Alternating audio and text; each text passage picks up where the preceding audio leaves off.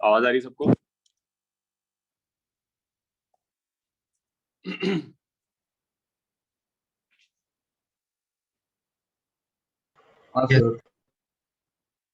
ठीक है. So हम लोग लास्ट टाइम जो है we had discussed the buoyant force and how the buoyant force is equal to the weight of the displaced liquid. और कैसे उसको यूज करके हमने वो डिस्कशन किया कि कौन सा चीज फ्लोट करेगा, कौन सा चीज सिंक करेगा, and then additionally about the level of water falling और rising.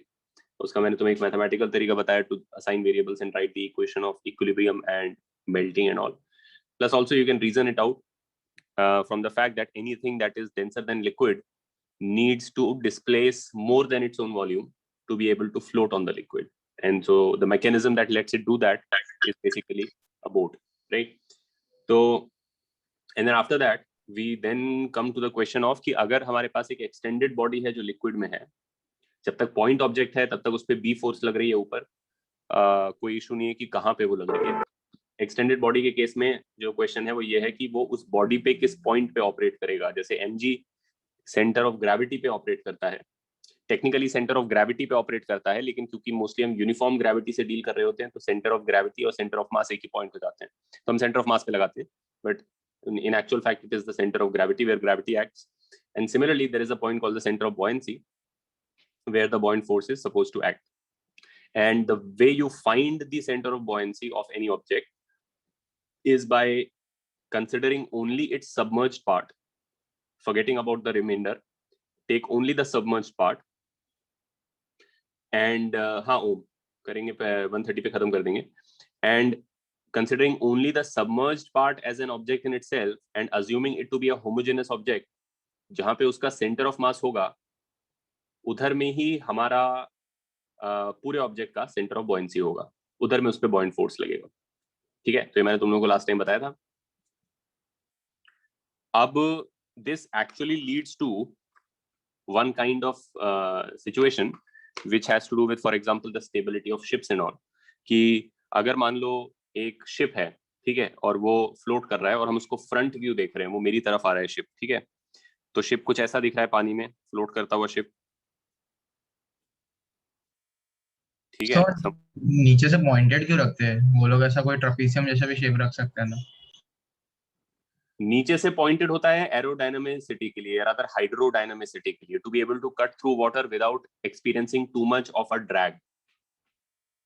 The reason why airplanes are tubular and pointed at the front and not cuboidal is again because when the body moves in a fluid, then the fluid goes past the body, and certain designs or certain shapes which are more pointed and then smooth later cut through the fluid in a much more efficient manner, so the fluid can flow around them without getting. So if you have a flat front or a bulky front, then you will have fluid hitting it and then causing a large turbulence in the front, which will cause the body to experience a bigger retardation plus also destabilize the body.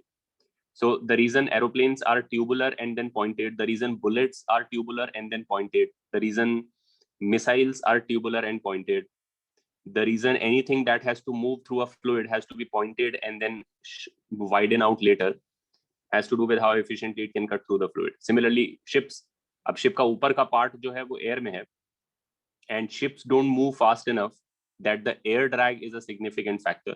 So ऊपर से वो non aerodynamic हो सकता है, although जो ships इतना fast move करते हैं कि air drag भी relative important हो जाता है, तो वो ऊपर से भी aerodynamic होते हैं. अगर तुम देखोगे वो जो थोड़े high end yachts होते हैं छोटे वाले, उनका ऊपर का पार्ट भी इस तरीके से डिजाइन होता है कि एयर उस पे भी सीमलेसली फ्लो करके चला जाए. But large ships do not move that fast, but they are fast enough compared to water, because water is so much more denser and much more viscous than air. So even at that small speed water has still a lot of drag. तो नीचे का part at least उसका उन्होंने hydrodynamic बनाया होता है. Speed boat का windshield, हाँ पार्थ वही कह रहा था मैं, वो जो स्पीड बोट्स होते हैं तो स्पीड में जो जाएगा बोट उसमें एयर पे भी एयर का भी ड्रैग फिर सिग्निफिकेंट हो जाएगा. So instead of making it like a flat windshield and they will flare it in this manner, and so that it can cut through air and water and go faster, right? तो ये ship है और मान लो कि ये यहाँ तक संक है पानी में. शिप का एक सिग्निफिकेंट पोर्शन पानी के नीचे होता है. एंड अब इसमें पॉइंट ये है कि शिप जब चलेगा तो शिप का जो ये वर्टिकल सेंट्रल एक्सिस है ये पूरे टाइम तो सीधा नहीं रह सकता है ना, क्योंकि पानी में टर्बुलेंस होती है तो शिप ऐसे ऐसे होता रहेगा थोड़ा साइड टू साइड. अगर इस शिप का centre of mass centre of buoyancy से ऊपर हुआ, मान लो तुमने क्या किया कि शिप को टॉप हैवी लोड कर दिया, ठीक है, जो हैवियर मटेरियल है वो तुमने ऊपर डाल दिया और लाइटर चीजें नीचे डाल दी, तो ओवरऑल सेंटर ऑफ मास ऊपर आ गया है. ऑफ कोर्स ग्रेटली एग्जैजरेटेड मैं बता रहा हूँ लेकिन फिर भी, और सेंटर ऑफ बॉयंसी नीचे है. तो अगर तुमने इसको टॉप हैवी कर दिया तो इसका जो सेंटर ऑफ मास है वो यहां आ जाएगा मान लो, और सेंटर ऑफ बॉयंसी तो सबमर्ज पार्ट का ये होता है, और बॉयंसी एक अपवर्ड फोर्स है और वेट एक डाउनवर्ड फोर्स है. तो जब in the matter of moving around ये शिप टिल्ट होगा कभी,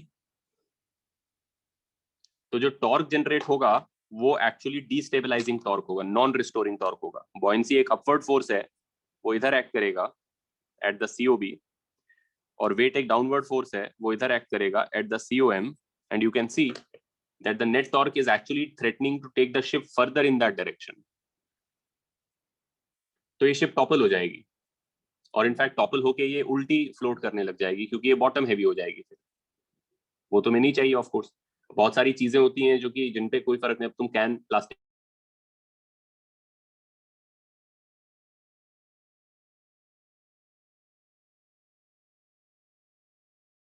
the coke will be at the bottom of the thing, or if you throw something in the water which is heavy on one side, it will always flow upright in the sense that the heavier part will be at the bottom.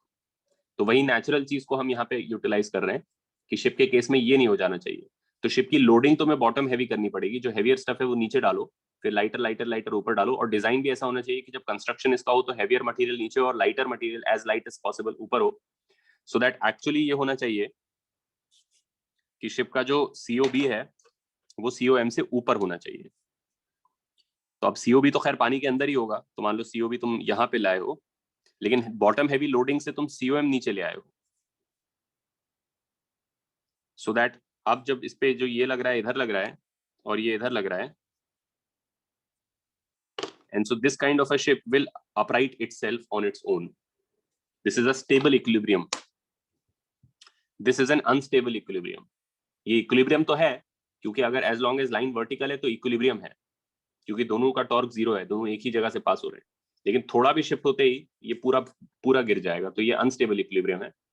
लेकिन ये shift जब सीधा होता है तो ये stable equilibrium में होता है. अगर थोड़ा टिल्ट होता है तो रिस्टोरिंग टॉर्क आ जाती है जो वापस उसको रोटेट कर देती है. इधर जाएगा तो ऐसे टॉर्क आ जाएगी, इधर जाएगा तो ऐसे टॉर्क आ जाएगी. ठीक है. So for stability the COB must lie, I mean in the limiting case on, but in the better case above the COM. Neutral equilibrium चाहिए तो सीओबी और सीओएम एक ही जगह रख दो कि भाई वैसा टिल्ट हो गया तो वैसे ही रह गया फिर वो। Of course in actual design वैसा नहीं चाहिए, लेकिन वो एक लिमिटिंग कंडीशन है कि सीओबी और सीओएम एक जगह पर आ जाए। लेकिन ideally speaking you want the COB to be as high up above the COM as possible, or rather the COM to be as lower down. It's not the COB that you can shift.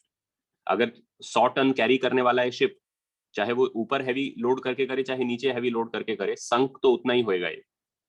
तो COB तो fixed ही है मोर और less, लेकिन अगर वो 100 ton तुम नीचे ज्यादा डाल दोगे तो सीओएम को तुम सीओबी से नीचे ला सकते हो। सर बट वेट ज्यादा कर दे तो सीओबी भी चेंज होगा ना? क्या कर दें? अगर ज्यादा लोड किया शिप को तो सीओबी भी चेंज होगा ना हाँ, पोजीशन? अगर ज्यादा लोड किया तो सीओबी भी शिफ्ट होगा, लेकिन हम जो डिस्कशन कर रहे हैं वो ये कर रहे हैं कि for a given load once you have decided कि भाई ये 100 कंटेनर इस शिप पर आएगा तो सीओबी तो फिक्स हो गया। अब तुम वो कंटेनर्स ऊपर रखो या नीचे रखो, शिप तो उतना ही संक होगा पानी में, तो सीओबी फिक्स हो गया है। तो अब तुम्हारे पास चॉइस है कि वो कंटेनर्स तुम्हें ऊपर रखने हैं कि नीचे रखने हैं। तो नीचे रखो, जितना नीचे इतना नीचे होना चाहिए कि सीओएम तुम्हारा सीओबी के नीचे आ जाए। ठीक है सो लाइक हाइपोथेटिकली अगर सीओएम एकदम लोअर मोस्ट है और सीओबी एकदम ऊपर है, so ship will be like हिलेगा ही नहीं। सीओएम अगर एकदम नीचे है और सीओबी एकदम ऊपर है, हाँ करेक्ट, मतलब थोड़ा सा भी होते ही बहुत टॉर्क आ जाएगा जो उसको बहुत स्टेबल कर देगा। So it will be extremely stable to any small fluctuation, it will upright itself quickly. The closer these two are, the less torque there will be restoring. तो वो एक बार जाएगा तो धीरे धीरे ऐसे करके आएगा। Yes sir. ठीक है, तो अब जो है इस पे हम प्रॉब्लम कर सकते हैं। Actually let's do a nice problem on this. ये तुम्हारे बुकलेट में है, ये जेई का पास प्रॉब्लम है। थोड़ा सा इसमें तुम्हें ढंग से सोचना पड़ेगा, बट ये इसी कॉन्सेप्ट पे बेस्ड प्रॉब्लम है। ठीक है, let me just check what the problem is.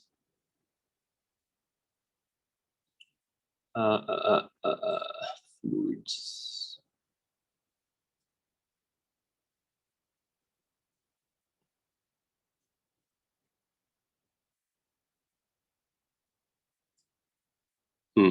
तो क्वेश्चन ये है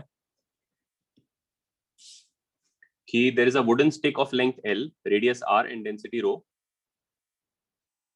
ये wooden stick है जिसका लेंथ L है, डेंसिटी रो है और ये वाला रेडियस R है। ठीक है, क्रॉस सेक्शनल सिलिंड्रिकल स्टिक जैसा है, और इस पे एक हमने यहाँ पे मास लगाया है अटैच्ड,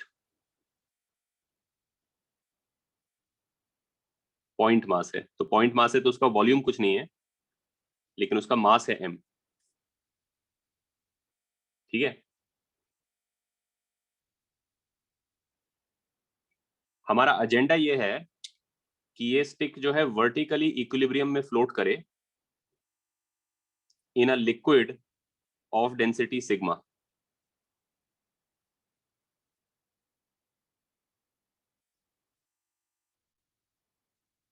ऐसे वर्टिकली इक्विलिब्रियम में फ्लोट करे। Find the minimum,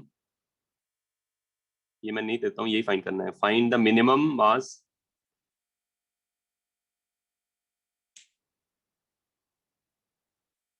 to be attached so that the stick floats vertically in equilibrium. Let me say in stable equilibrium. Stable equilibrium का मतलब है केवल ऐसा नहीं कि vertically float करे, vertically float करे with the condition that if displaced a little it should upright itself. Right? वो होता है stable equilibrium. Restoring torque आ जाना चाहिए। ट्राई करो तुम लोग इसको और आंसर मेरे को बताना चैट पे। So sigma is density of liquid, right? Sigma density of liquid है, रो डेंसिटी ऑफ रॉड है। Okay. रॉड का लंबाई L है और एंड का फेस का रेडियस R की भी जरूरत नहीं है, A ही ले लो, A ले लो। Cross section area directly area से ही करना पड़ेगा। क्रॉस सेक्शन एरिया A ले लो, लेंथ L ले लो, डेंसिटी रो है, लिक्विड का डेंसिटी सिग्मा है, पॉइंट मास चिपकाना है, उसका मास फाइंड करना है। L इज टोटल लेंथ सिद्धांत, L is the total length of the rod. कितना सबमर्ज होगा वो तो डिपेंड करेगा कितना मास तुम चिपका रहे हो उस पर, ठीक है। And send your answers to host.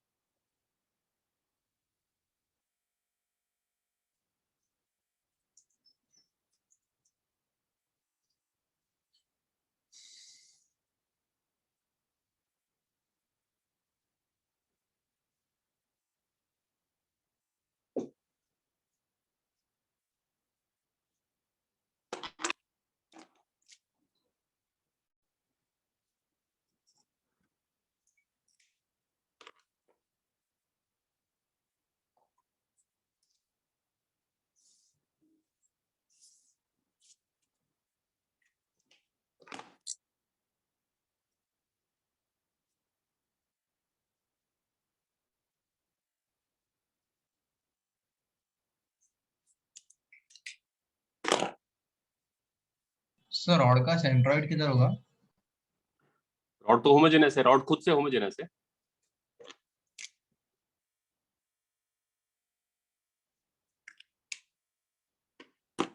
और मास चिपकेगा तो फिर देखना पड़ेगा तुम्हें कहाँ है।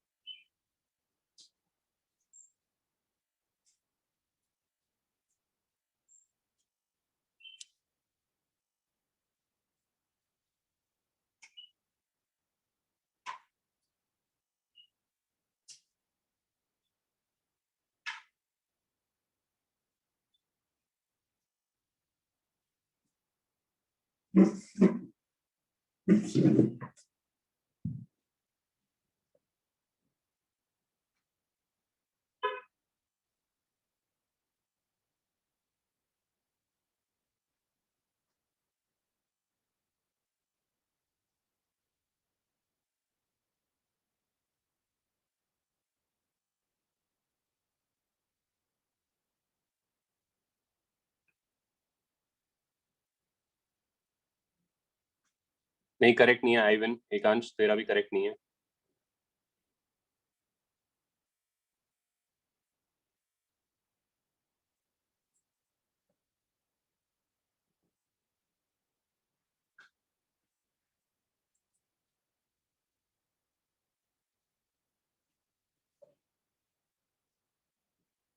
नहीं सिद्धार्थ, ये कैसे हो सकता है, ये तो डायमेंशनली भी करेक्ट नहीं है मास। नहीं रिदम करेक्ट नहीं है।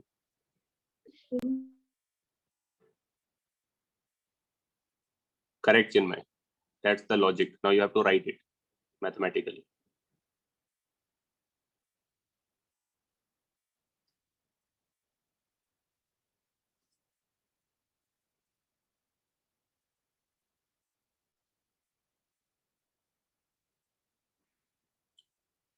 नहीं सिद्धार्थ करेक्ट नहीं है।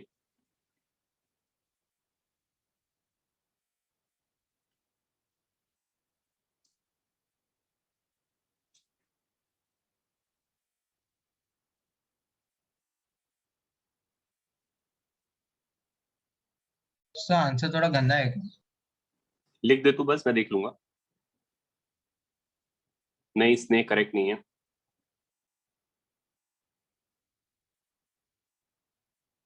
नहीं Pinaka not correct.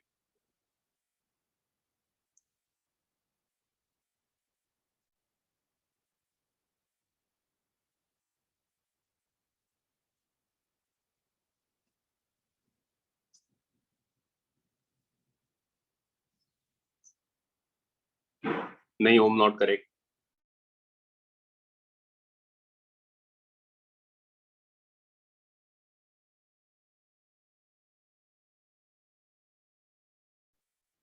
Heavy on this side, not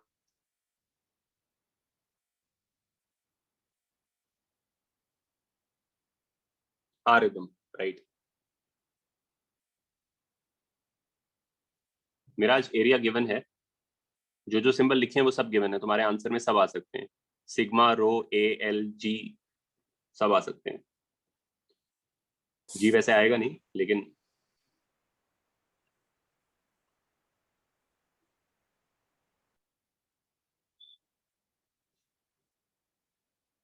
परिजात तेरा ऑलमोस्ट करेक्ट है, लेकिन एक्चुअली मतलब एक तो वो पूरे से मल्टीप्लाइड नहीं है एल, और वो अंदर नंबर जो है वो भी सही नहीं है. मिताली गलत है, अनवय गलत है, चिन्मय क्या आंसर है तेरा? पार्थ गलत है,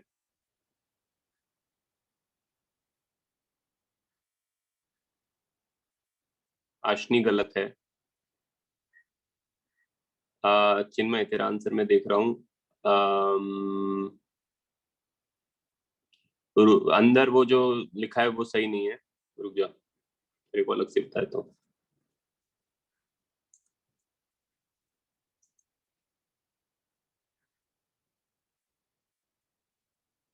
अभिजीत गलत है,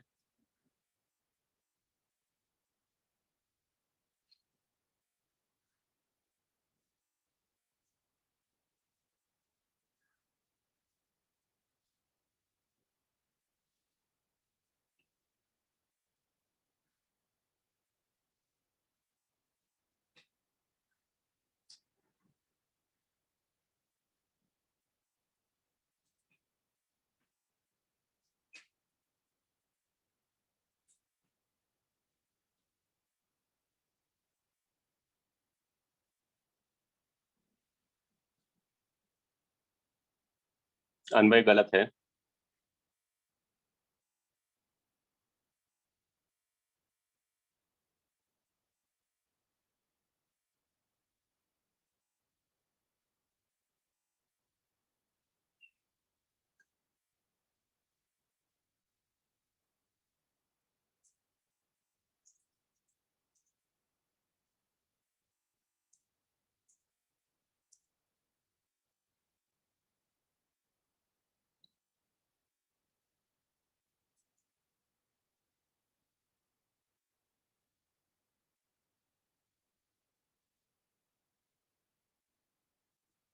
रिदम करेक्ट आंसर है तेरा. नहीं सॉरी, रिदम नहीं, एक सेकेंड. क्षितिज करेक्ट आंसर है तेरा. रिदम गलत है, अर्नव गलत है, श्रिया करेक्ट आंसर है तेरा, श्रिया एस. सिद्धार्थ गलत है,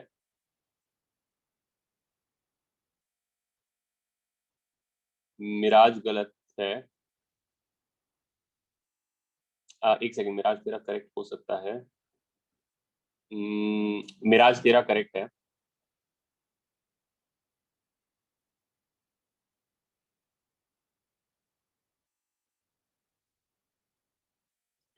पिनाक तेरा भी करेक्ट है शायद. आई एम अज्यूमिंग वो जो तूने ब्रैकेट में पी सिग्मा लिखा है वो रो सिग्मा है. If that's the case it is correct. Parth गलत है, प्रणव गलत है,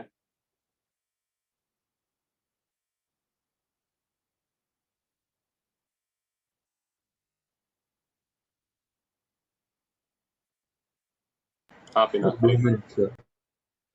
हाँ करेक्ट है पिनाक.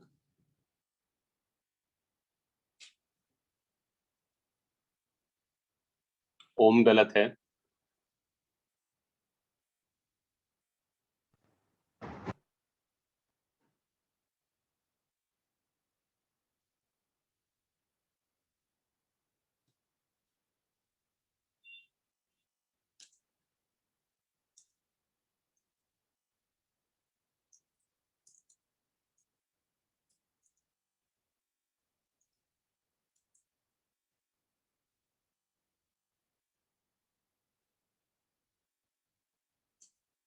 तेजस सॉल्व कर लो. हाँ, I don't think that will be very difficult to solve those equations.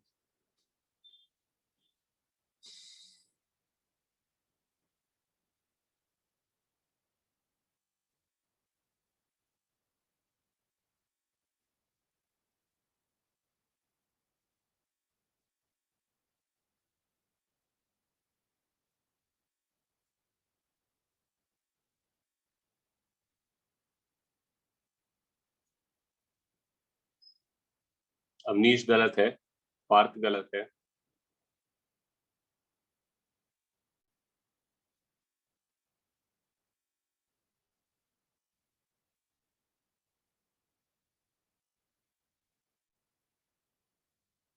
Should I solve it or do you guys want another couple of minutes? दो ठीक है, ठीक है, ठीक है, करो.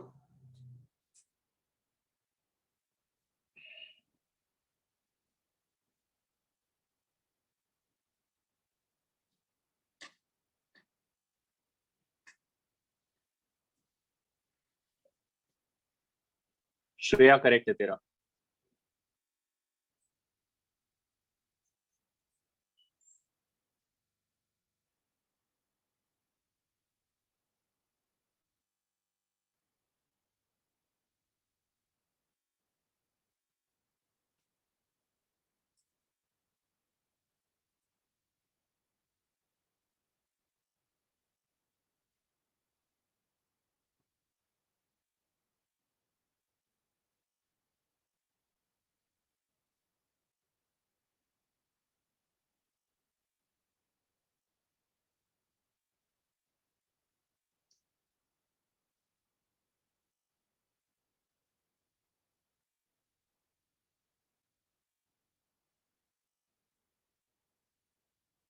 स्ने करेक्ट है.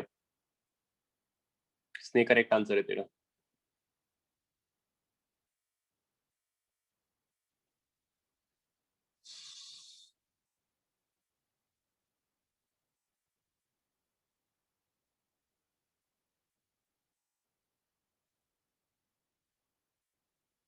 ठीक है तेजस, जो भी आ जाएगा उसको बस रूट निकाल के और लिख दो आंसर. अन्वय गलत है.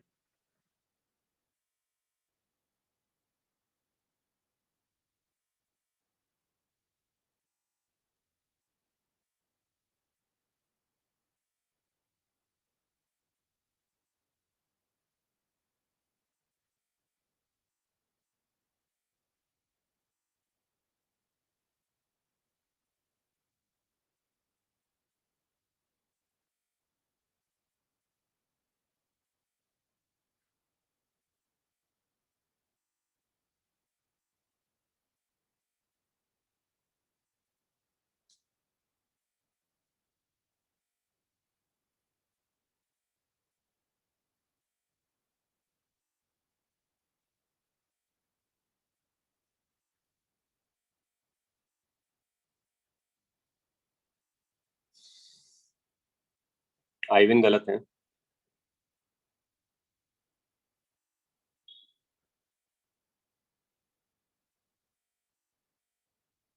सिद्धार्थ करेक्ट आंसर है.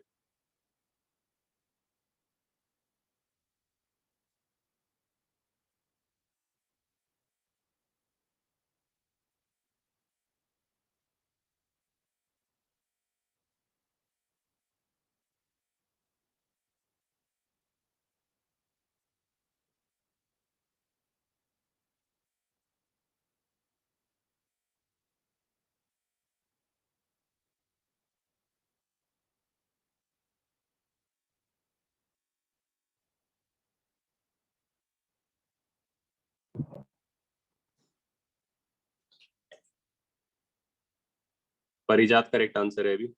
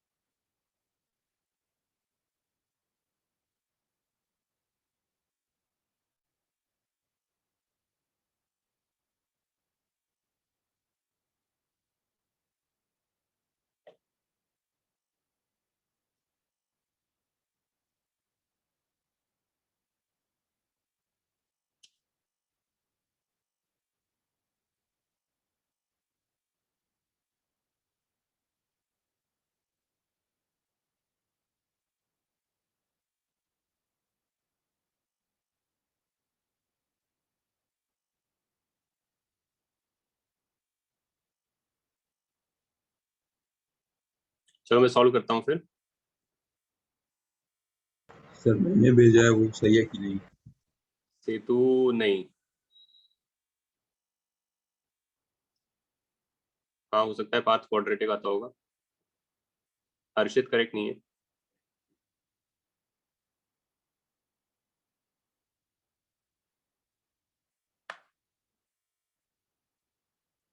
करना तो वही है Setu. Okay, let me solve this. What we are saying is, देखो जब ये मास तुम इस पे अटैच करोगे तो रॉड ज्यादा डीपर चला जाएगा, ठीक है।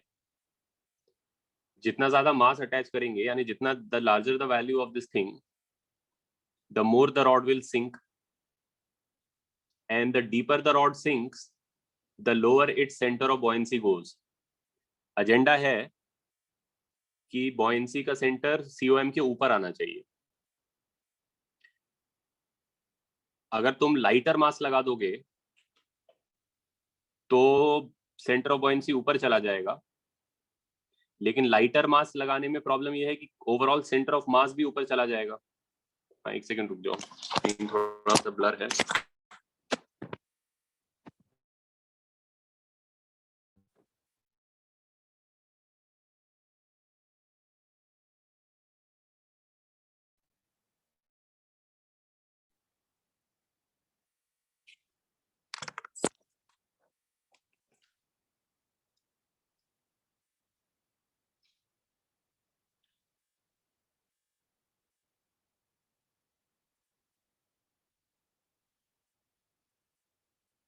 Any better?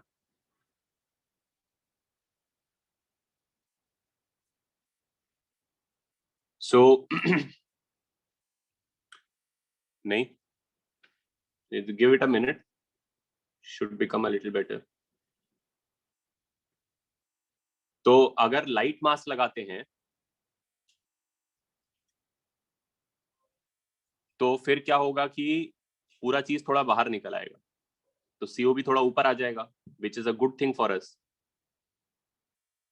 सीओबी को ऊपर लाना is a good thing for us.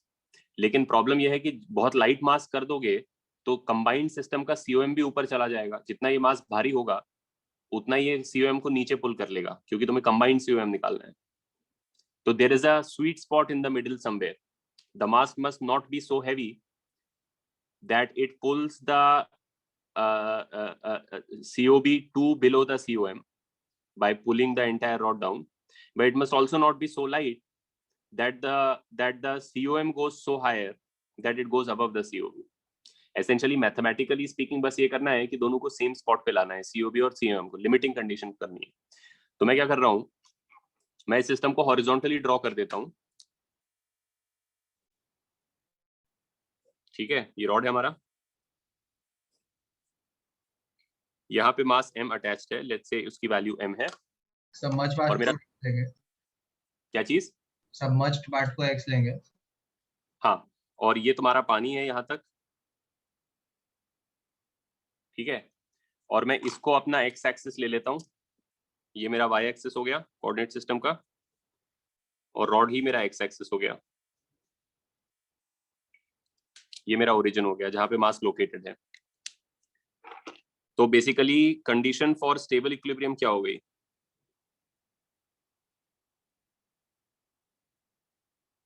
COM equal to COB. x COB must be greater than equal to x COM, right?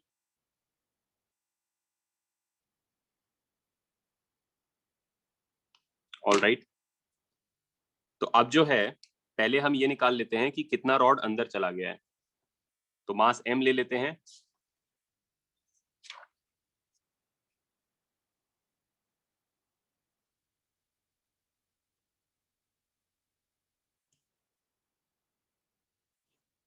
the weight of the thing must equal to the buoyant force. What is the weight of the thing? mg plus rho ALG। ये तो rod और मास का wait है, और ये balance हो रहा होगा buoyant force से। buoyant force क्या है, सिग्मा A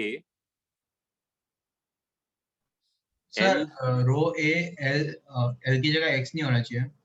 सबमर्ज पार्टनर। नहीं, ये सबमर्ज पार्ट नहीं है, ये पूरे रॉड का वेट है। समझा सर, समझा। ये मास का वेट है, ये रॉड का वेट है, सारा वेट सपोर्ट हो रहा है बॉइंट फोर्स से। बॉइंट फोर्स में आएगा सबमर्ज लेंथ, ये एल सबमर्ज है। Got it. तो XCOB is simply half of L submerged, right? तो L submerged निकाल रहे हैं हम। तो therefore L submerged आ गया मेरे पास। कितना हो गया वो? G उड़ा दो पूरे से, A उड़ा दो और सिग्मा उड़ा दो। तो M by sigma A plus rho AL by sigma है। by sigma, right? Yes sir। Therefore, what is the value of XCOB? It is simply L sub by 2, यानी कि half of this, correct?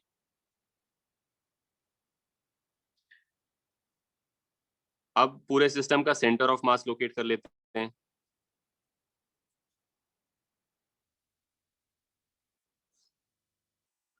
XCOM कैसे मिलता है? M1 x1 plus M2 x2 by M1 plus M2। Mass into उसका x coordinate तो 0 ही है। Rod, उसका x coordinate क्या है? L by 2, उसके सेंटर ऑफ मास का, divided by M plus rho AL, ये XCOM है। सही है। सो फॉर स्टेबल इक्विलिब्रियम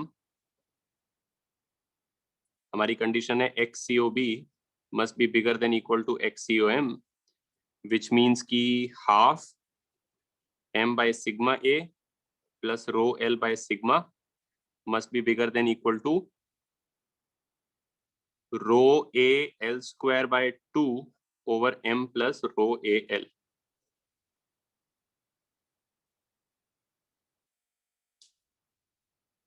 ठीक है,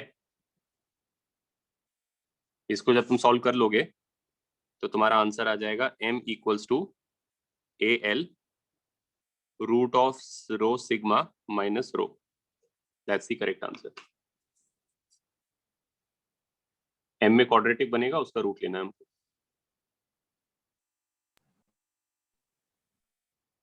और सर आप एक बार सबसे initial condition XCOB greater than XCOM फिर से बता सकते हैं? ये जो हमने अभी डिस्कस किया कि किसी भी हाँ, बॉडी सर। के स्टेबल इक्विलिब्रियम के लिए उसका COB उसके COM से ऊपर होना चाहिए। Yes sir.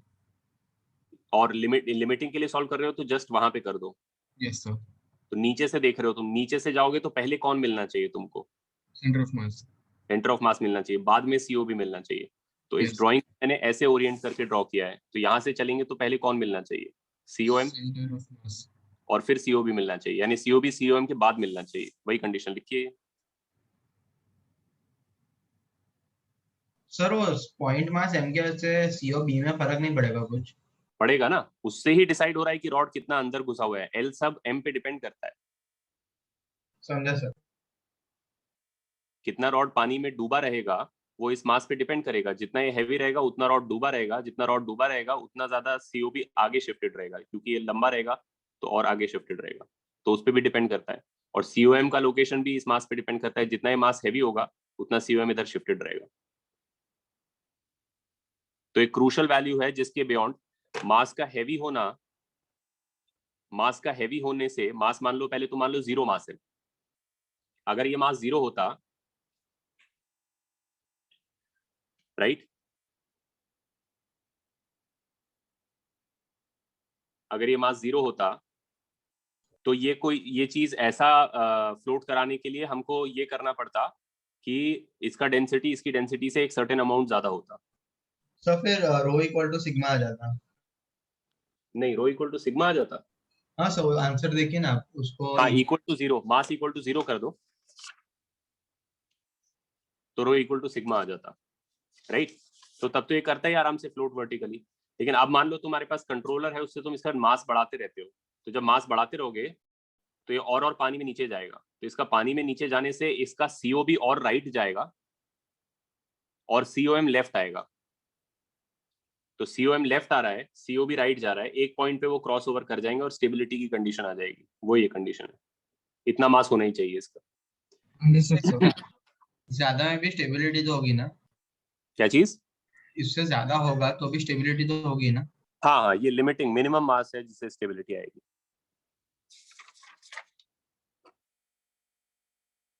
इससे ज्यादा मास होगा तो स्टेबिलिटी होगी होगी। ठीक है, यस। ओके।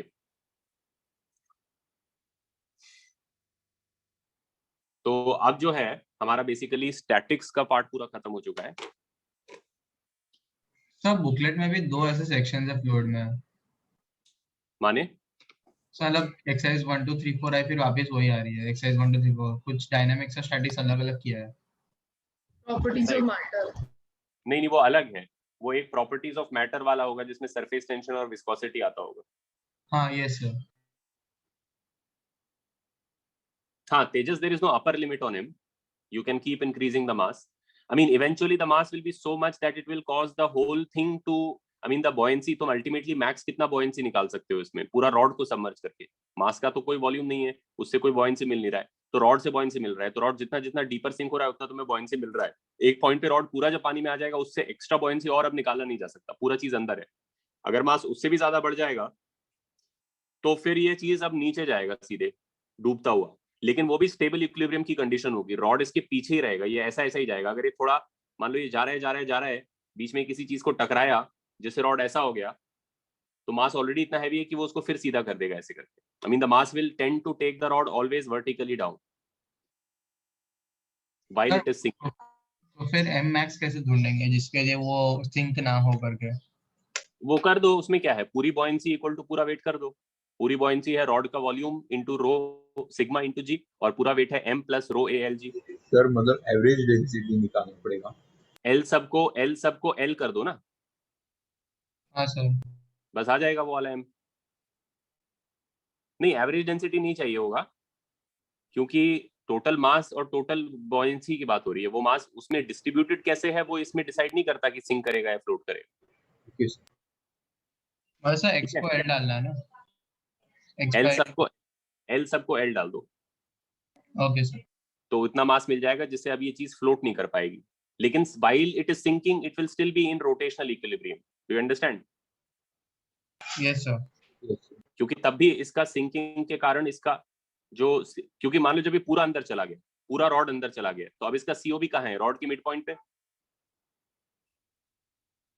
Yes sir. लेकिन मास तुम कितना भी बढ़ा सकते हो, मास कितना भी बढ़ा दो, पूरा चीज जब once the whole thing is under water, COB is fixed at the midpoint of the rod. The more you increase the mass, the more you can bring the COM till here. So अब हमेशा के लिए condition stable equilibrium की है रोटेशनली। I mean the thing is sinking, it is dropping to the bottom, but it is still in rotational equilibrium. If at all it goes like this, it will upright itself. ठीक है? नहीं Partha, submarine वबमरीन कुछ portion में नहीं है। I mean principles हम पढ़ रहे हैं, साइंस हम पढ़ रहे हैं, तो उसके जो प्रिंसिपल है वो वही है। सबमरीन को भी ऊपर नीचे ऐसे ही करते हैं, उसकी एवरेज डेंसिटी कम ज्यादा करके, कम कर देते हैं तो वो ऊपर आ जाता है, ज्यादा कर देते हैं तो नीचे चला जाता है।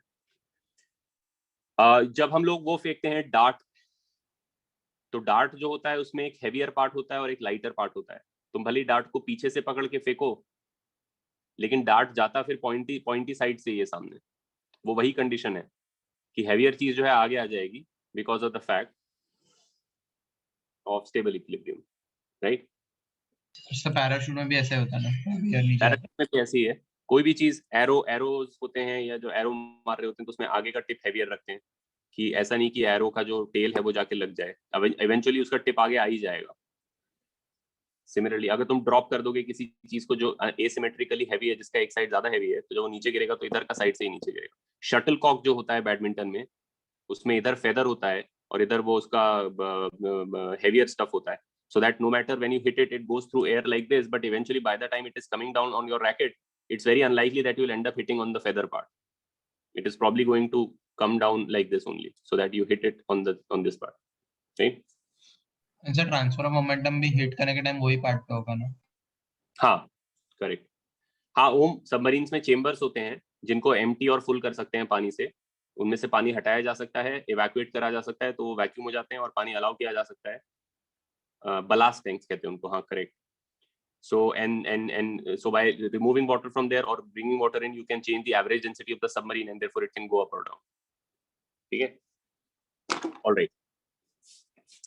So statics हमारा खत्म हो चुका है, fluid का statics. Statics से मेरा मतलब है कि जिस frame में fluid equilibrium में है, even though हमने पीछे accelerated frames भी देखे, rotated frame या translating frame, लेकिन by being in that frame, the liquid again was at rest. The bulk was not moving around, right? Or at least the entire fluid has the same acceleration so that you can get in its frame, right? अब हम cases पढ़ेंगे dynamics के जहाँ पे fluid flow कर रहा है, तो flow का study हम करने वाले हैं.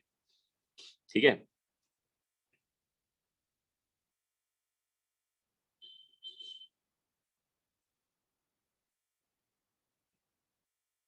And basically the study of flow.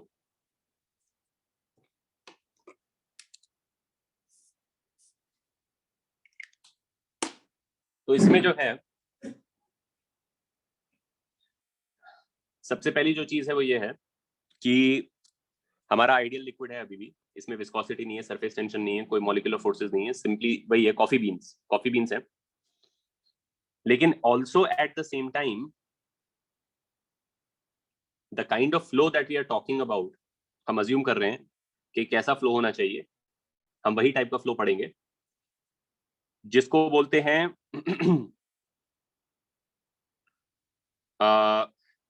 Sir, like a rigid body? No, not like a rigid body. The liquid will change its shape.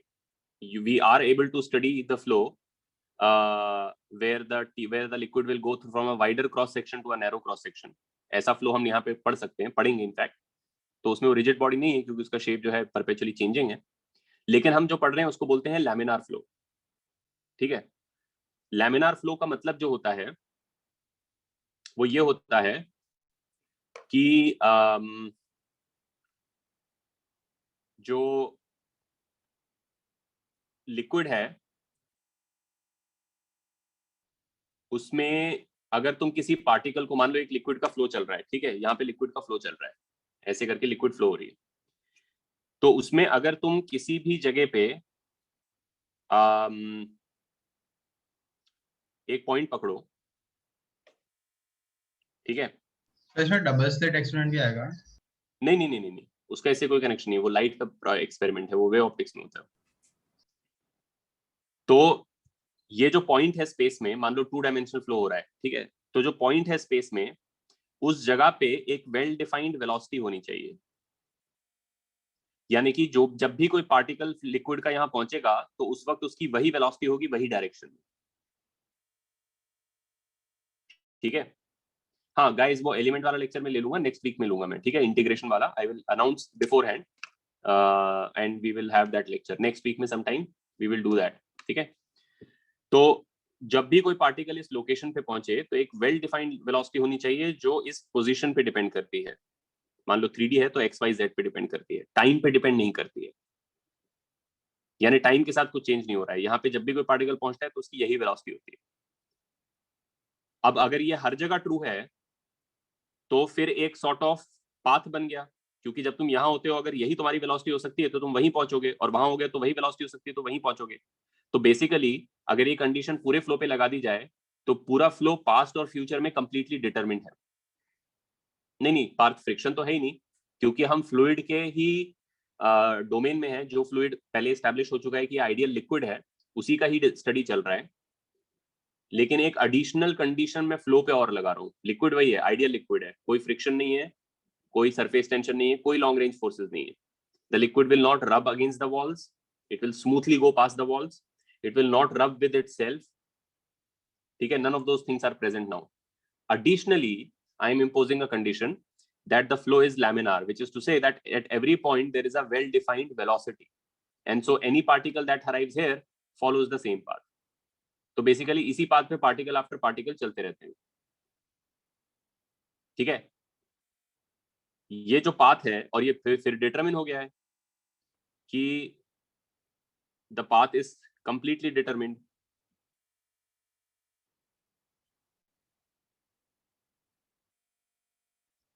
अच्छा, कोई बीच में बोला था कि रिजिड बॉडी जैसा दिखेगा, did you mean this by that कि उसका एक शेप बन जाएगा तो वो शेप मेंटेन रहेगा with time? If that's what you meant then correct, yeah. तो अब जो है, और ये जो पाथ है इसको हम बोलते हैं स्ट्रीमलाइन, इसीलिए कभी कभी इसको स्ट्रीमलाइन फ्लो भी बोलते हैं, लेकिन laminar is the more technically correct term. Sir मतलब इसका कि एक इनफाइनाइट वाटर को आप फ्लो करा रहे हो ऐसा है? हाँ, और अब दूसरी बात ये है कि streamlines can not intersect.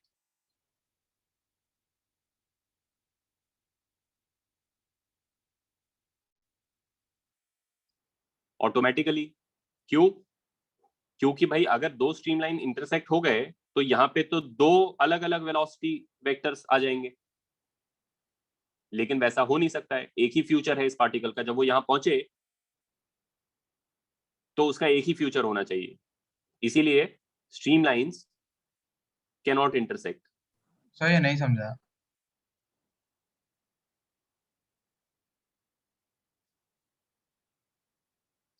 Particle cannot have two possible velocities at a single point, right?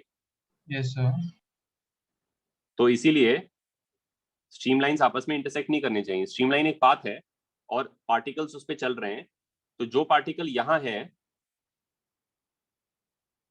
और अगर ये पूरी स्ट्रीमलाइन ऐसे जाती है तो ये पार्टिकल कभी इस स्ट्रीमलाइन के अलावा कहीं और नहीं पाया जाएगा, ये इसी पे ही चलने वाला है। Once you know where it is right now, you know the streamline and hence the future of this particle is determined. Sir but अगर ऐसा रास्ते में ऑब्स्टिकल अगर वाई शेप बन गया, अगर मान लो अचानक से ऑब्स्टिकल रखा तो सब गड़बड़ा जाएगा, फिर वो लैमिनार फ्लो नहीं होगा, लेकिन फिर थोड़े टाइम के बाद वो एक ट्रांजिएंट स्टेट होगी, लेकिन फिर थोड़े टाइम के बाद पानी उसके अराउंड एक नया स्ट्रीमलाइन लैमिनार फ्लो एस्टैब्लिश कर लेगा। समझा सर अभी। मान लो कि, तो पहले जो मैं कह रहा था कि स्ट्रीमलाइंस इंटरसेक्ट नहीं कर सकते, उसका एक कंक्लूजन ये हो गया कि स्ट्रीमलाइंस कैन कम टुगेदर और they can spread apart but they can't intersect. हाँ सेतु, यू आर राइट, स्ट्रीमलाइन या laminar flow is opposite of turbulent flow. अगर स्ट्रीमलाइंस इंटरसेक्ट कर रहे हैं कि पानी पहले यहाँ पे ऐसे चल रहा है, फिर थोड़ी देर बाद तुमने देखा तो यहाँ पे पानी ऐसे चल रहा है, जैसे जब रेन होता है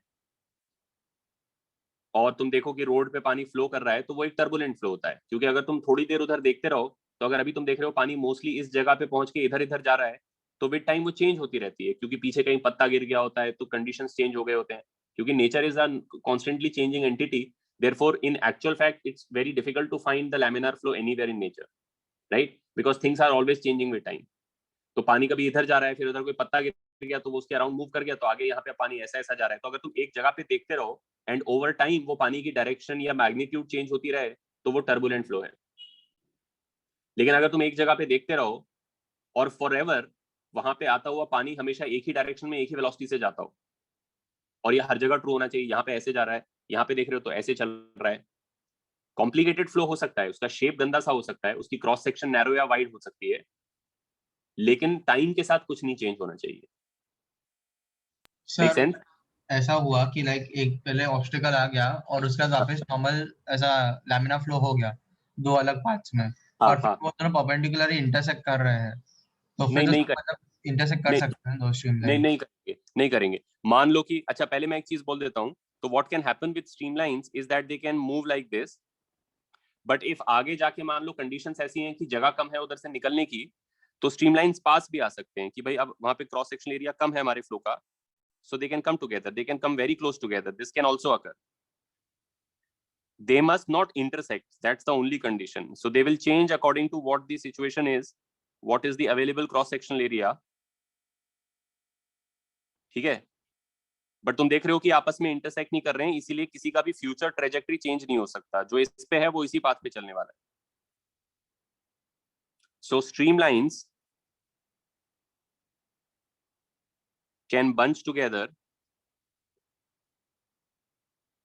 or spread apart. सर जब बंच होगा तभी जो कुछ डैश नहीं होगा? नहीं होगा। So can multiple streamlines merge to form a single one? Yes they can, we might actually look at a problem like that. I mean that's possible. They can merge and become one streamline in a sense, but they must not intersect and go away from each other. ठीक है? And but nothing must change with time. Basically अब mathematics की power ये होती है कि जितनी मैंने तुम्हें अपनी कथा सुनाई है वो सब एक सेंटेंस में मैथ में कही जा सकती है, और वो मैं ऐसे कह सकता हूं कि the particle velocity is only a function of x, y and z and not of time. सब कुछ उसी में कंटेन हो गया, क्योंकि particle velocity x, y, z का फंक्शन है, तो एक जगह पे एक ही वेलोसिटी हो सकती है, दो नहीं हो सकती. इसका मतलब हो गया स्ट्रीमलाइंस इंटरसेक्ट नहीं हो सकती, और टाइम का फंक्शन नहीं है, इसीलिए टाइम के साथ कुछ चेंज नहीं हो सकता. ऐसा नहीं हो सकता कि अभी इधर फ्लो हो रहा है फिर थोड़ी देर में उसी जगह पे ऐसा फ्लो हो रहा है, वो भी लैमिनार नहीं होगा.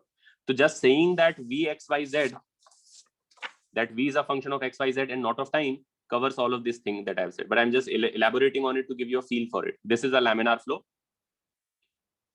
and it will maintain its shape while the liquid is flowing.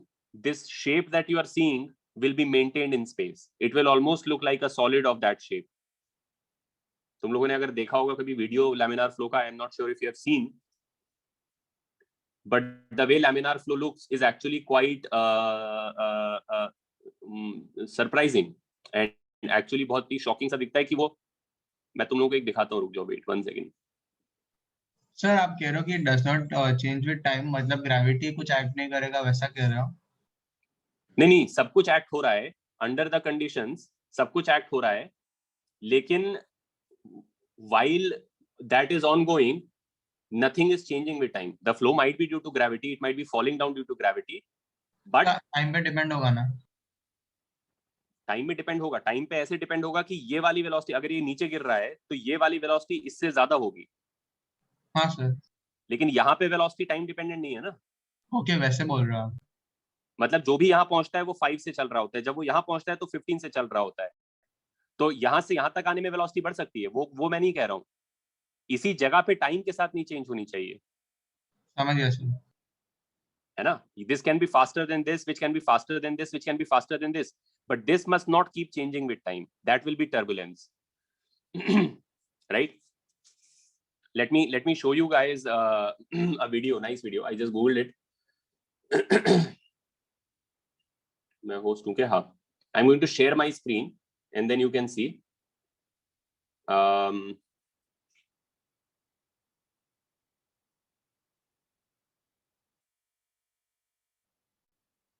ये देख रहे हो तुम लोग? दिख रहा है सबको? हाँ सर. ये मैं प्ले कर रहा हूँ. This is a video playing. Okay. The water is falling. The liquid is falling.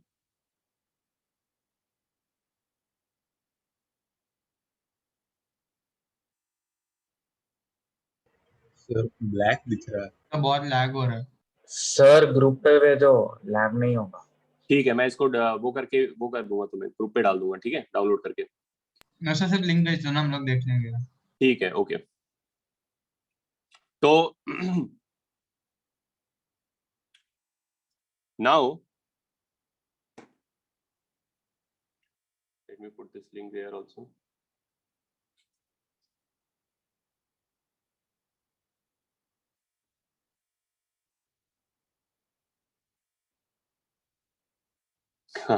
नहीं, FPS दोनों का सेम नहीं है.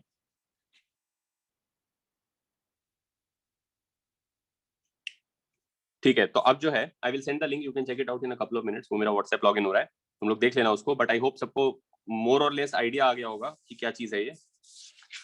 शेयर देख ले previous page.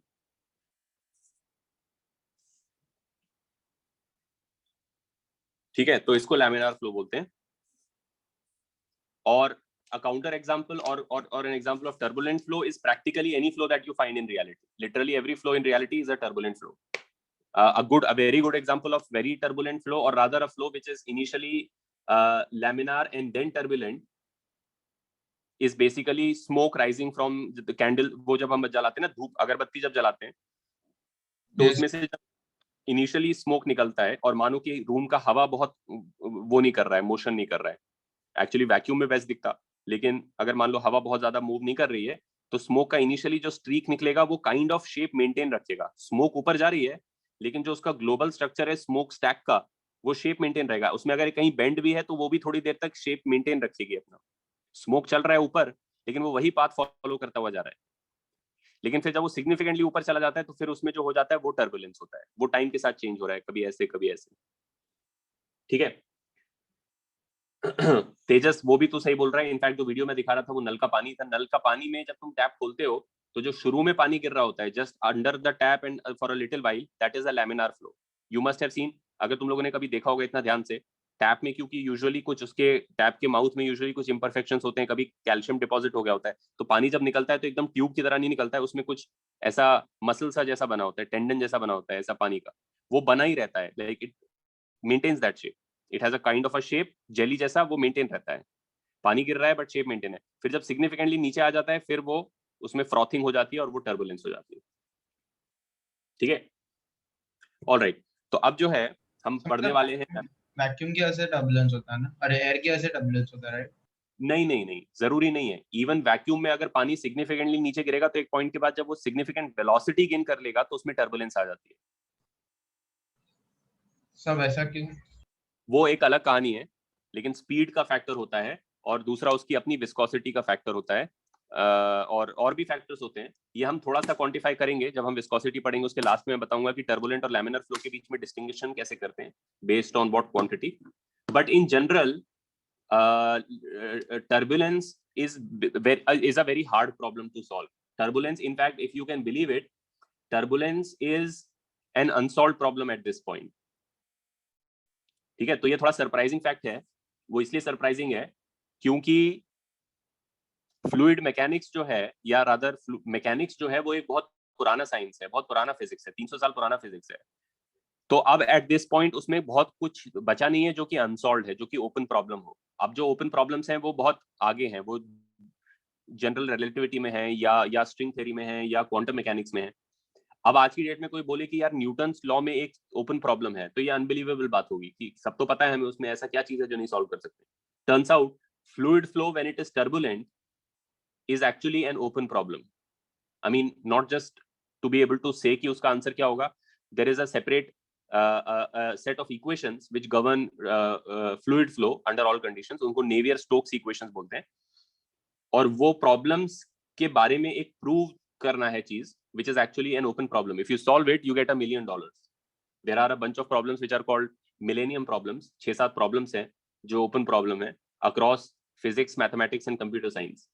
And solving any one of them gets you $1 million plus of course a Nobel Prize is guaranteed if it's in physics, right? Math में तो नहीं होता है। तो ये एक प्रॉब्लम है जो उन कैटेगरी ऑफ प्रॉब्लम्स में आता है। I mean it's about mechanics which is a very old science but yet it is an unsolved and a very challenging problem. Mostly आज की डेट में जब फ्लूइड फ्लो को मॉडल करना होता है for any practical problem like designing an aircraft or a vehicle that goes fast or whatever, तो पूरी इक्वेशन नहीं सॉल्व कर पाते हैं हम लोग। इवन आज की डेट में सुपर कंप्यूटर से भी पूरी इक्वेशन सॉल्व नहीं हो सकती है। So we have to basically use numerical methods, we have to approximate. जैसे तुम स्लोप कहीं अप्रोक्सीमेट कर देते हो स्ट्रेट लाइन से, उसी का थोड़ा higher version of approximation type, but in the nature of the same thing. ठीक है, तो इन एनी केस हम जो पढ़ने वाले हैं, हमारा तो लैमिनार फ्लो है, हमारे लिए कोई टेंशन नहीं है। Laminar flow is a reasonably solve problem.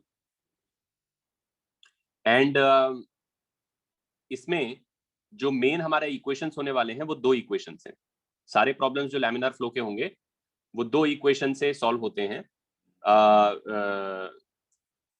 for all problems related to this topic. So what are those 2 equations?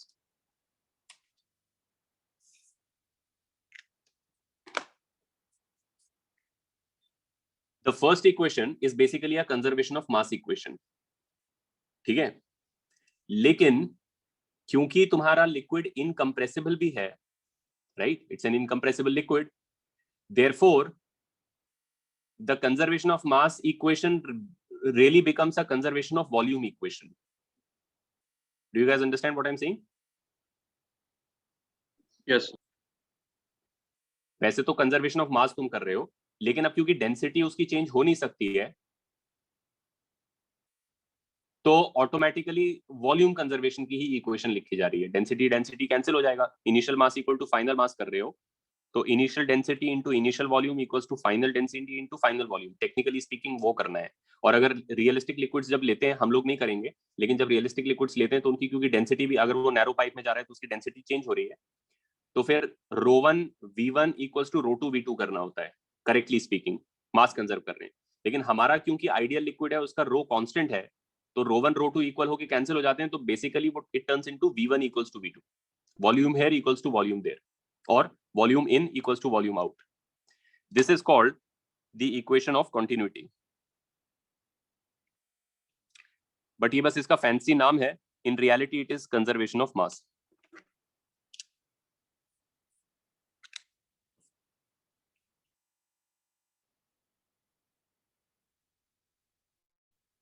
This is just conservation of mass. Conservation of mass का मतलब क्या होगा? Mass 1 equals to mass 2, यानी density 1 into volume 1 equals to density 2 into volume 2. But since our liquid is idealized to be incompressible, ρ1 equals to ρ2. Therefore, automatically V1 equals to V2, and क्योंकि हम actually liquid के flow की बात कर रहे हैं,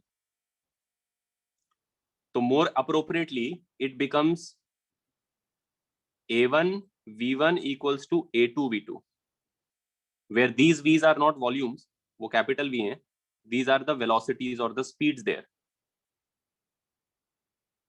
मतलब अगर एक ट्यूब है जो वेरिएबल क्रॉस सेक्शन का है, और यहाँ पे उसका क्रॉस सेक्शनल एरिया A1 है, और यहाँ लिक्विड V1 स्पीड से चल रहा है, और यहाँ पे जो क्रॉस सेक्शनल एरिया है वो A2 है, और लिक्विड वहां पे V2 स्पीड से चल रहा है, which you will find is a bigger speed.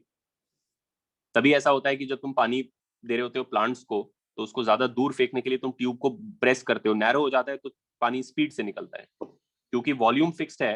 जितना जितना वॉल्यूम अंदर घुस रहा है 10 लीटर पर सेकंड, उतना ही 10 लीटर बाहर निकलना चाहिए, लेकिन एरिया कम कर दोगे तो स्पीड ज्यादा होना चाहिए, ताकि जितना इधर से वॉल्यूम अंदर गया 1 सेकंड में, उतना ही वॉल्यूम बाहर निकले। यहाँ से जो वॉल्यूम अंदर जाएगा वो ब्रॉडर और शॉर्टर सिलेंडर ऑफ पानी अंदर घुसेगा, और वहां से जो वॉल्यूम निकलेगा वो नैरोअर और लॉन्गर सिलेंडर ऑफ पानी निकलेगा, लेकिन ये दोनों वॉल्यूम्स इक्वल हैं, तो उससे ये इक्वेशन आ जाएगी। तुम लोग समझ गए? Yes sir. ठीक है, this is called the equation of continuity. तो essentially in a laminar flow, that's why the fire hose has a narrow outlet. In a laminar flow, if the area of cross section is varying, then you can directly relate the speeds there to the cross sectional areas there. If the cross section gets narrower, the speed increases. ठीक है, ये तो पहली equation है हमारी। वो linearly होगा कि क्वाड्रेटिकली होगा? नहीं, इनवर्स इन एरिया है ना, ए भी कांस्टेंट है। हाँ सर। तो एरिया अगर 4 टाइम्स बढ़ जाएगा तो स्पीड 1/4 हो जाएगी, इनवर्स प्रोपोर्शन में। हाँ सर। ठीक है, तो ये पहली इक्वेशन है। दूसरी इक्वेशन जो है, वैसे एक्सपोनेंशियल जैसा होगा ना? क्या चीज? एरिया और स्पीड का रिलेशन। हाँ सर। हाँ, जैसे x और 1/x का प्लॉट होता है। Yes sir. डिक्रीज होगा ऐसे करके, एरिया बढ़ेगा तो स्पीड कम होएगा। अगर तुम एरिया और स्पीड को प्लॉट करोगे तो एरिया बढ़ाने पे स्पीड कम होगा, और स्पीड कम करने पे एरिया बढ़ेगा, मतलब एरिया कम करने पे स्पीड बढ़ेगा, ऐसा बनेगा। Yes sir. ठीक है, that's the first thing. And then the other thing is, और इससे तुम बहुत सारी चीजें जज कर सकते हो कंटिन्यूटी इक्वेशन से। मैंने होज का एग्जांपल दिया। पानी जब टैप में से गिरता है, ठीक है, तो जब वो टैप में से गिर रहा होता है तो फिर वो शुरू में एक सर्टेन स्पीड से निकलता है, लेकिन गिरते गिरते ड्यू टू ग्रेविटी वो और स्पीड गेन करता है, तो उससे उसकी स्पीड बढ़ती है, और क्योंकि स्पीड बढ़ती है तो जो फ्लो है उसका एरिया टेपर हो जाना चाहिए। ये तुमने देखा होगा, अगर तुमने देखा है पानी, अगर टैप तुम्हारा फ्रेश नया है, उसमें ज्यादा वो इम्परफेक्शन नहीं है कि पहले से ही टर्बुलेंस आ जाए, थोड़ी देर तक अगर वो ग्लास रॉड जैसा निकलने वाला है लैमिनार, तो तुम देखोगे कि वो नीचे थोड़ा टेपरिंग रॉड होगा। या उसको जाने दो, वो जो चाय वाला जब चाय देता है और वो फिर वो स्टंट करके दिखाता है कि वहां से 1-2 फीट ऊपर हाथ करके, तो चाय निकल रही है उधर से केटल में से विद दिस क्रॉस सेक्शन, लेकिन वो इतना छोटा कप में पहुंच जाती है 2 मीटर गिरने के 1 मीटर गिरने के बाद। तो वही है, क्योंकि वो ग्रेविटी के नीचे गिरते गिरते स्पीड गेन कर रहा है, तो उसका क्रॉस सेक्शन नैरो होता जा रहा है। That's why it can land in that tiny cup when you are pouring something. That's why you can pour it from a jug and still get it in a small container, right? Vice versa, अगर तुम flow को gravity के against ऊपर करते हो तो fountain बन जाती है। फाउंटेन बनना भी कंटिन्यूटी इक्वेशन है। पानी अगर ग्रेविटी के अगेंस्ट चढ़ रहा है तो स्पीड कम हो रही है, और स्पीड कम हो रही है तो फ्लो का क्रॉस सेक्शनल एरिया बढ़ जाना चाहिए। सो वाटर थ्रोन अप और any liquid thrown up widens in cross sectional area, and water going down with gravity narrows with area. तो इसको प्रोजेक्टाइल की तरह ट्रीट कर सकते हैं ना फाउंटेन को? हाँ कर सकते हैं। तो ये तो पहला इक्वेशन है। अब दोनों इक्वेशन में बता देता हूँ, क्योंकि जब प्रॉब्लम्स करते हैं तो दोनों इक्वेशन एक साथ ही लगाने होते हैं इनवेरिएबली। दूसरा जो इक्वेशन है, that is also, that has a fancy name, but again it is simply the equation of conservation of energy. तो essentially कोई नई चीज नहीं पढ़ रहे हम। conservation of mass और conservation of energy adapted for fluid flow, यानी written in the form most convenient for fluids. Otherwise they are the same equations: conservation of mass, conservation of energy. So the conservation of energy equation when adapted to liquids or flow is called the Bernoulli's equation.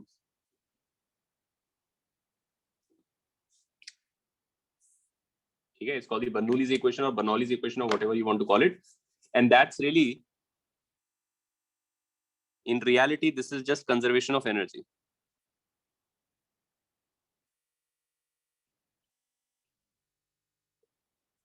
और क्यों हम conservation of energy कर पा रहे हैं? Energy तुम कब conserve कर पाते हो? जब फ्रिक्शन नहीं होता है, जब डिसिपेशन नहीं होता है। हमारा लिक्विड आइडियल है, उसमें कोई लॉन्ग रेंज फोर्सेस नहीं है, उसमें कोई विस्कोसिटी नहीं है, तो इसलिए जब वो ट्यूब में अगर फ्लो कर रहा है तो उसमें घिस नहीं रहा है, आपस में खुद के साथ नहीं घिस रहा है। Therefore, there is no friction anywhere. It's simply a bunch of smooth spheres sliding through smooth tubes. So there is no loss of energy. Energy can convert from kinetic to gravitational potential. अगर वो gravity के against ऊपर चढ़ेगा तो slow down हो जाएगा, नीचे उतरेगा तो faster हो जाएगा। Interconversion of gravity and kinetic energy is allowed, but there is no loss. Simply जब तुम पार्टिकल हवा में फेंकते हो तो उसकी काइनेटिक पोटेंशियल बनती है और वापस काइनेटिक बन जाती है। लॉस कुछ नहीं होता है, हर टाइम पे टोटल सेम होती है, उसमें प्रोपोर्शन ऑफ काइनेटिक और पोटेंशियल चेंज होता रहता है। तो यहाँ पर भी है, लिक्विड अगर ऊपर चढ़ेगा या नीचे उतरेगा तो उसकी जो एनर्जी है वो चेंज हो सकती है, काइनेटिक कितनी है और पोटेंशियल कितनी है, लेकिन सम टोटल फिक्स्ड है क्योंकि कोई डिसिपेशन नहीं है। ठीक है, and we can conserve energy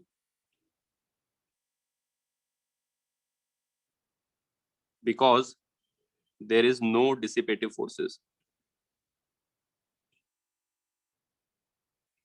That is viscosity. Viscosity is liquid friction. ठीक है, अब मैं इसको डेराइव नहीं कर रहा हूं, वैसे इसको डेराइव कर सकते हैं, बहुत सिंपल है। तुम चाहो तो डेरिवेशन देख लेना, एक्सियोमा में मिल जाएगा, कहीं और भी मिल जाएगा, but the derivation doesn't really add to our understanding in any significant way. What we really need to learn is to how to apply this equation to a given problem. ठीक है, तो पहले मैं इक्वेशन बताता हूँ क्या है। Equation ये है, स्टेटमेंट ये है बर्नौलीज इक्वेशन का।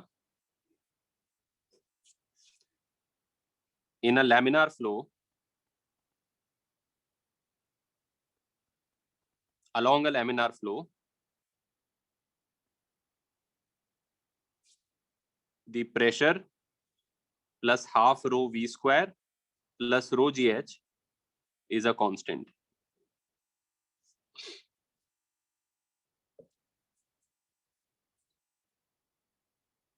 हाँ, पार्थ एयर ड्रैग तो हम ले ही नहीं रहे हैं अभी, एयर ड्रैग की फिजिक्स तो हम डिस्कस कर ही नहीं रहे हैं, किसी भी कॉन्टेक्स्ट में यहाँ पे कोई एयर ड्रैग नहीं है। ठीक है, तो इसका मतलब तुम लोग समझे कि अगर एक फ्लो है, मान लो ऐसा फ्लो है कि पानी चल रहा है, मान लो ग्रेविटी वर्टिकली डाउनवर्ड्स है, ये फ्लोर है और पाइप ऐसे जा रही है, फिर ऐसे जा रही है, फिर ऐसे जा रही है, ऐसे जा रही है, ये फ्लो है। रो ऐड नहीं करते तो भी कांस्टेंट नहीं मिलता ना, because rho is itself a constant. नहीं, रो नहीं है, ये प्रेशर है। Okay sir, sorry. ठीक है, दिस इज प्रेशर।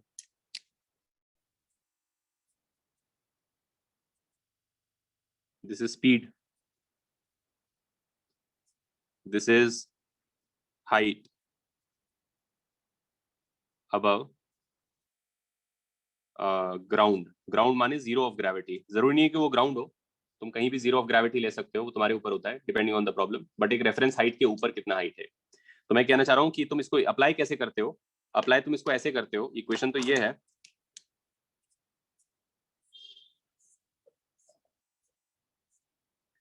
इसको अप्लाई तुम ऐसे करते हो कि तुम दो पॉइंट पिक करते हो फ्लो में. मान लो ये पॉइंट है 1 और ये पॉइंट है 2 और ये पॉइंट है 3.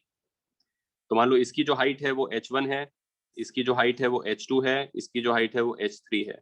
यहाँ पे जो स्पीड है वो v3 है, यहाँ पे जो स्पीड है वो v2 है, यहाँ पे जो स्पीड है वो v1 है. यहाँ पे प्रेशर p1 है, यहाँ पे प्रेशर p2 है, यहाँ पे प्रेशर p3 है. तो along the flow pressure, speed और हाइट तीनों चेंज होता रह सकता है. बर्नौलीज इक्वेशन ये कह रहा है कि all points in the same flow have the same value of this property. यानी you can relate point 1 and point 2 by saying P1 plus rho g H1 plus half rho V1 square equals to P2 plus rho g H2 plus half rho V2 square equals to P3 plus rho g H3 plus half rho V3 square. तो basically अगर तुम्हें इस flow में इस point पे pressure और speed वगैरह height पता है और इधर कुछ कुछ पता है लेकिन कुछ पता नहीं है, मान लो स्पीड और प्रेशर, तो first by knowing the cross sectional areas तुम स्पीड्स का रेशियो निकाल सकते हो. And then for knowing the heights and the everything you can put in Bernoulli to find the remaining thing whatever it is. तुम लोगों को समझा? Basically Bernoulli's equation लगाने के लिए फ्लो में दो पॉइंट पकड़ने होते हैं और उनका P plus half rho v square plus rho g h आपस में इक्वेट करना होता है. कुछ ना कुछ पता नहीं होता है तो वो सॉल्व हो जाता है. यूजुअली ज्यादातर प्रॉब्लम्स में पहले कंटिन्यूटी इक्वेशन लगानी होती है, उससे स्पीड्स में रिलेशन आता है. दो पॉइंट पकड़ते हो, उनका एरिया ऑफ क्रॉस सेक्शन के टर्म्स में स्पीड्स का रिलेशनशिप आता है और फिर उन्हीं दो पॉइंट्स के बीच में बर्नौलीज इक्वेशन लगाते हो, प्रेशर वेशर. तो जो फाइंड करना होता है कि वहां प्रेशर कितना है या यहाँ पे हाइट कितनी है या कुछ, वो मिल जाता है. That is how these two are usually utilized. हाँ, सिद्धांत को करेक्ट बोल रहा है. The second term represents kinetic energy, the third term represents gravitational potential energy and the first term represents work done by the force of the rest of the liquid. उस जगह पे pressure into displacement type है वो. तो actually ये पूरा work energy theorem type लिखा हुआ है. So mgh और mv स्क्वायर नहीं होना चाहिए. नहीं नहीं, ये क्योंकि फ्लूइड के लिए लिखा हुआ है और फ्लूइड का क्योंकि चेंजिंग वो है, शेप है, तो एक टोटल मास नहीं है जो कहीं जा रहा है. मास तो तो इसलिए यूनिट तुम वॉल्यूम जा रहा है. तो इसीलिए तुम conservation of energy per unit volume होगा. करेक्ट, ये है conservation of energy per unit volume. If you see, this is kinetic energy per unit volume, Okay, they are the units. Energy per unit volume, and this is work done by pressure per unit volume. तुम देख सकते हो अगर इसको P into ए कर दो तो force बन जाएगा, A से डिवाइड भी कर दो और फिर x से मल्टीप्लाई कर दो तो ऊपर PAX. PA तो फोर्स हो गया और x डिस्प्लेसमेंट हो गया तो ऊपर वर्क आ गया, लेकिन ऊपर x किया तो नीचे भी x किया. AX वॉल्यूम है, तो वर्क डन पर यूनिट वॉल्यूम है ये by the surrounding liquid. Got it, sir. So this is really conservation of energy per unit volume. That's what the Bernoulli's equation is. ठीक है, सबको समझा कैसे इसको करना है यूटिलाइज? ऑल राइट, तो ठीक है, आज यहाँ तक करते हैं. तुम लोगों का कुछ प्रैक्टिकल वगैरह है, फिर खत्म करते हैं. नेक्स्ट टाइम जो है we will see how to apply these two equations together and how to solve various kinds of problems using the continuity and the Bernoulli's equation. तो नेक्स्ट लेक्चर जो है हमारा एंड लेक्चर होगा of fluid mechanics. अभी इसमें वो वाला part बचा है which is surface tension and viscosity, लेकिन जो डायनामिक्स भी हो गया. क्या चीज, मैकेनिक्स और डायनामिक्स दोनों हो गया. डायनामिक्स हो जाएगा क्योंकि ये जो लॉज हैं दो वो मैंने तुम्हें बता दिए हैं और जो प्रॉब्लम्स हैं वो हम नेक्स्ट टाइम करेंगे. नेक्स्ट टाइम में हो जाएगा, नहीं तो उसके नेक्स्ट टाइम में हो जाएगा, depending on how many problems. Actually there are a bunch of kinds of problems that these two equations can be applied to. So we will basically be in the next lecture and probably in the lecture after that we'll basically just be seeing problem after problem in which these two equations are applied. Various situations which you can solve using the continuity and Bernoulli equation. तो may be अगले lecture में तो नहीं होगा, मैंने ज्यादा ही उसको optimistic बोल दिया. अगले लेक्चर और उसके अगले लेक्चर के हाफ वाफ तक ये वाला पार्ट खत्म हो जाएगा. उसके बाद फिर हम लोग प्रॉपर्टीज ऑफ मैटर वाला पार्ट करेंगे लिक्विड का, यानी सरफेस टेंशन, विस्कोसिटी। नहीं Siddhant, properties of matter is not main syllabus topic, it's an advance syllabus topic. And yes, I will inform you about that integration class. Next week में कोई सा doubt lecture होगा तो combine होगा तुम्हारा और flagship का in the middle of the next week probably. तो I will let you guys know before that कि वो हो रहा है, तो यू कैन अटेंड इट। ठीक है,